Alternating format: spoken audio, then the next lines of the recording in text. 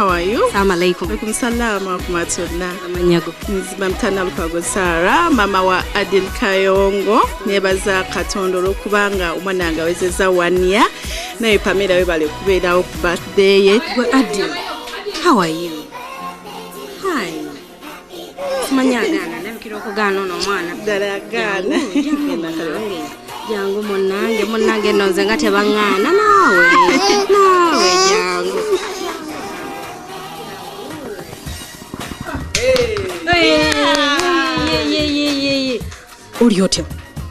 Oriotya wanje sibulidde ogambye ki wazise omwaka gumu kale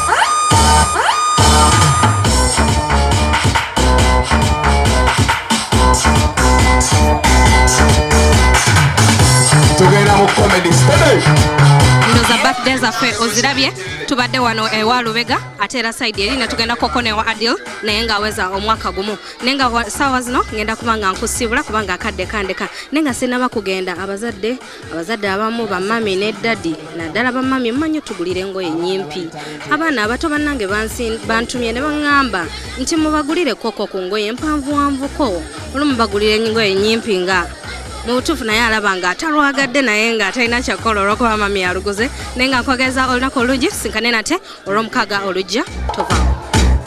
Watch this. Somebody say